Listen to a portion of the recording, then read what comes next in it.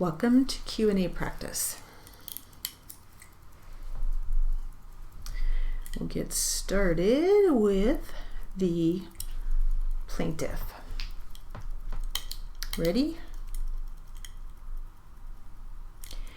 And did you order anything to drink on this occasion? Yes, a beer.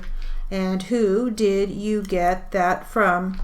A bartender that identified herself to us as Karina. Spelling, please. It's just my guess, but Karrina. So she was the one you got your drink from on this occasion? Yes. Where, from behind the counter? Yes. Was she the only bartender that night? Yes.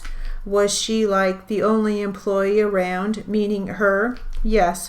Who's the next person you ran into this night that was relevant to your investigation? Ron Diaz. The same Ron from your prior visit? Yes. And how did you commence your contact with Ron on this occasion? I met him in the men's restroom. How did you end up meeting him there? What caused you to be there at the same time? I don't recall specifically if we had a conversation before we went in or if I just stumbled upon him in there.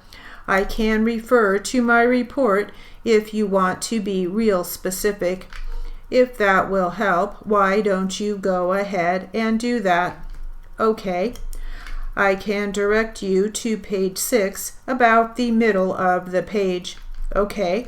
All right. So in thinking back and having looked at the report, how is it that you met up with Ron? I followed him into the men's restroom. When you followed him into the restroom, where was Casey, the bartender? She was behind the fixed bar. Were you still at that position where you had gotten your drink? I mean, you were still at that same chair at the counter? Yes. So from there you went to the men's room? Yes. And when you went, did you see where Casey was looking? Yes, I did. I noticed that she was looking in my direction as I went into the restroom behind Ron. And did Ron go ahead, lead you into the restroom and you followed? Yes. And so after you were both in the restroom, what's the first thing that happened? We had a conversation. I told him that I was looking for some more drugs, and he asked me if I was a cop. Okay, cop as in police officer? Yes. What did you tell him? I told him that I was not, and we continued to have a conversation. He eventually took a $20 bill from me and handed me a small plastic Ziploc bag that contained a white powdery substance.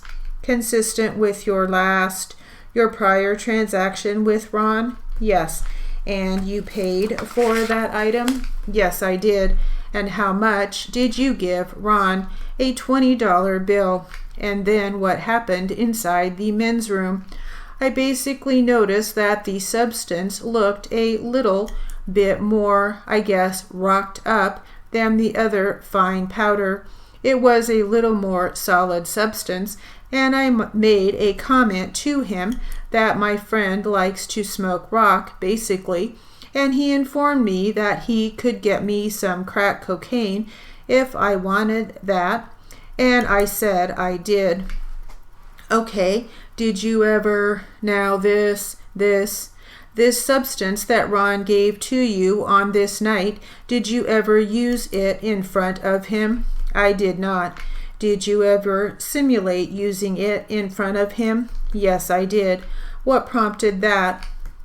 He was pressuring me really hard if I was a police officer and asking me to use it in front of him so he would know I wasn't a cop, and I basically, while holding the bag in one hand, I turned my back to him, held my other hand up to my nose, and kind of sniffed like that, while I continued to hold the bag in my other hand, simulating, I guess, sniffing some cocaine. Okay, but in fact, you didn't sniff it. No, I did not. Ron seemed satisfied with that, with what you had done. Yes. And then at some point during the same visit, it sounds like you brought up this idea that you were interested in making a further purchase. Yes, I did. I told him I was interested in some crack cocaine. He told me he had to leave the bar to get it, and he left. And then so he left the men's room? Yes. Did you follow? Yes. And then what happened? Where did Ron go? I went back to my position at the fixed bar, and Ron left through the front door. And did he ever return? Yes, he did. How long was it before he came back? Approximately 30 minutes. And and had you remained in the premises for the 30 minutes? Yes. And so when he came back, what happened? He came back, and about that time the bartender, Casey, had come out from the fixed bar and was standing near the jukebox, putting money in the jukebox, and I was sitting at the far north end of the fixed bar, which is within 3 to 5 feet of the jukebox. Okay, so what did Ron do when he came back? He came over to where I was standing, and we had a conversation. And towards what end? What were you discussing? Yeah, he basically told me that he got 2 rocks for me. He had them loose in his hand, and I noticed as he was holding them, the bartender looked in our direction. Casey? Yes. How far away was she? 2 feet. Okay, so Ron, holding them out in his hand, open? Yes. Is he standing or sitting? Standing. And how close are you to Ron?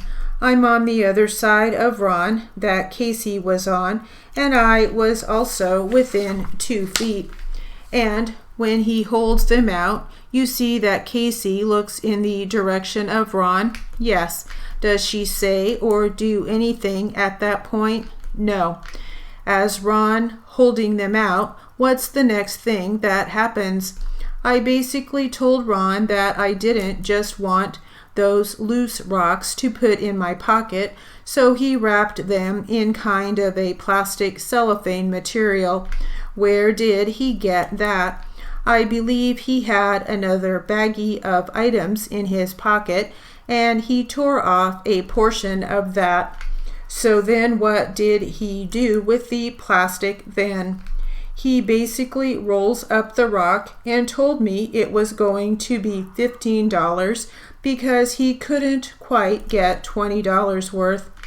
Okay, all right. And so did you, after he said the price, did you pay him? I had to ask the bartender, Casey, for change from that 20, which she went behind the bar and got me change. Upon handing me change in front of her, I directly handed the money to Ron. Ron hadn't left his position at all? No. Did Ron hand you the item in the plastic wrapping? Yes, he did.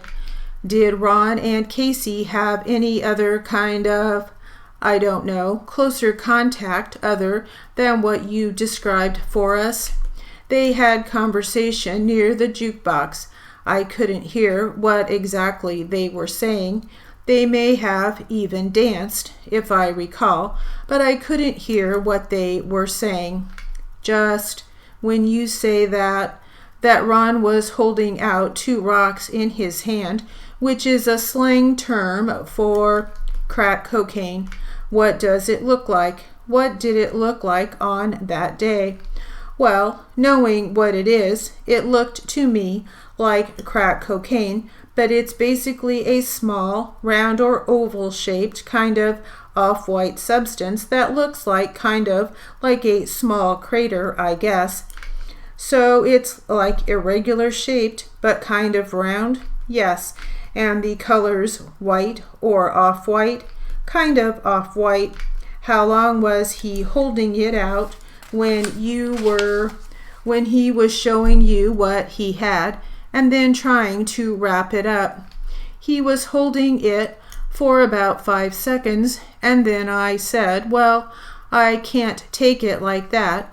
And then he just continued to hold it as he, removed something to wrap it with, and he did all of that right in front of me.